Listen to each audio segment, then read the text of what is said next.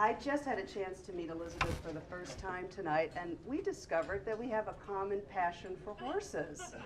So I need to connect with Elizabeth a little bit later. I have a lot of good horse friends who are here tonight. Also, I want to thank all of my dear friends and family who've come from quite a distance.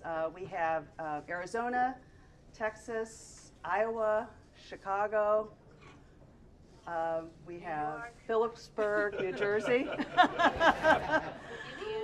We have Westchester, New York. We have Indiana. Yeah, so thank you all for coming such a long distance.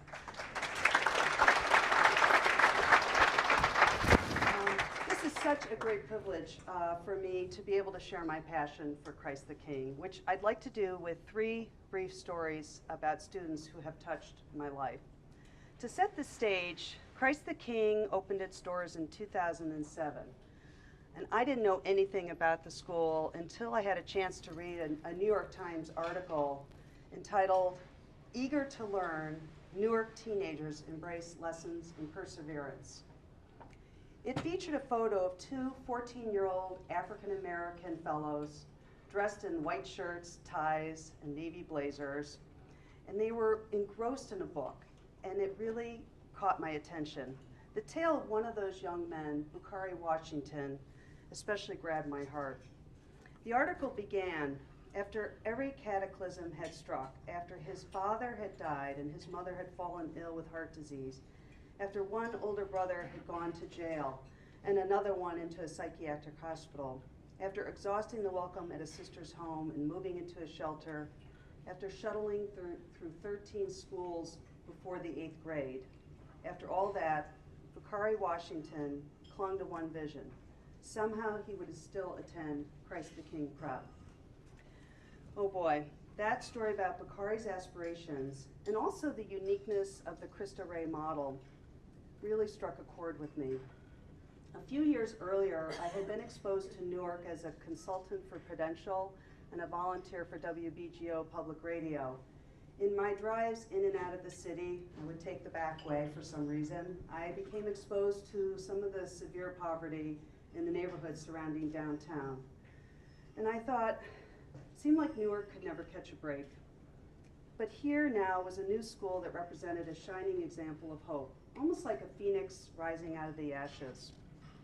So I looked into what was behind Christ the King, and this is where the connection becomes very personal for me. Christ the King, as Father Bob mentioned, is one of 34 schools in the National Cristo Rey Network, started in Chicago, near where I grew up, by Jesuits who gave me an excellent education, and they also gave me the inspiration to give back to the community. So I contacted Christ the King's development director. He invited me over for a tour, and I had the chance to meet some of the wonderful students that you've been able to meet tonight. I heard their compelling stories about the hardships they had endured, their enthusiasm for their studies and their corporate jobs, and then how much they had plans for their future. I was so hooked, and I soon joined the development committee. At some point, I asked about Bukhari. I was really anxious to meet him.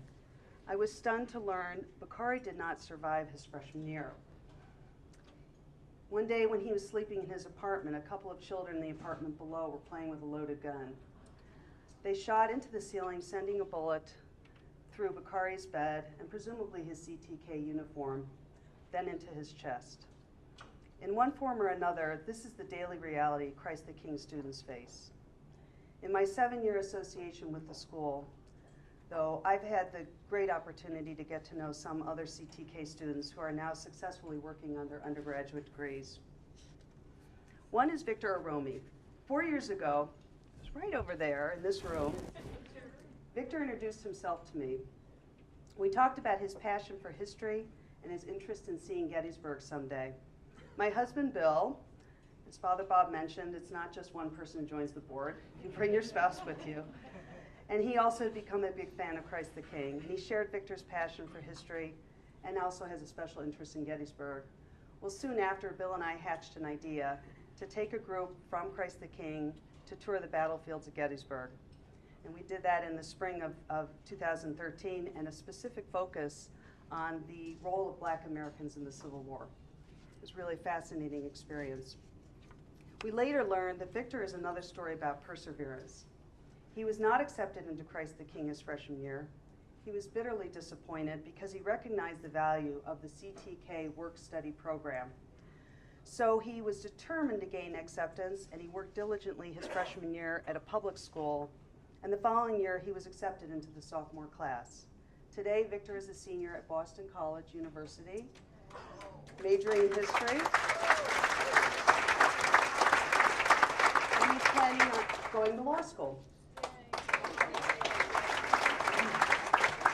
I'll leave you with one other CtK success story. I really wanted to see one of the Christ the King students have the benefit of attending Marquette University in Milwaukee, where I had the benefit of going a few years back. I found other area alumni had a similar idea, so we worked together to establish a scholarship fund for one of the 3 Christ Ray schools in this area to attend Marquette. So there's 1 school here in Newark and 2 in New York. Well, happily, I was thrilled to learn that the first recipient of that scholarship was from Christ the King, Rakaya Williams, class of 2014.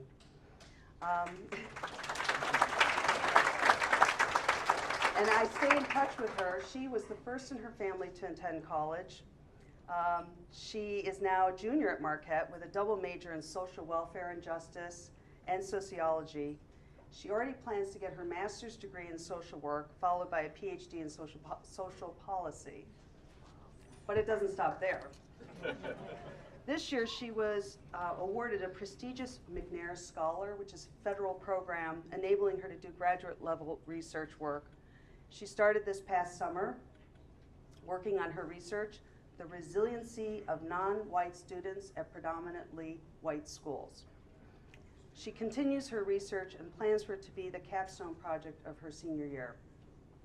Rakaya is also the secretary of the Marquette chapter of Alpha Kappa Alpha, the first historically black sorority. She works part-time in the law school and tutors a student in high school. I'll tell you, when I was at Marquette, I wasn't doing all those things. Rakaya says that whenever she applies for an opportunity, people always comment about her impressive work experience, thanks to Christ the King. Someday, Rakaya plans to work in a community similar to Newark or Milwaukee, where as an African American, she can really make a profound contribution. While each of these 3 people are extraordinary by any standard, all of the CtK students, all the ones you've seen here tonight and the ones you've met so far, are truly exceptional for their determination and perseverance. I've had a particularly challenging time this year with health and loss.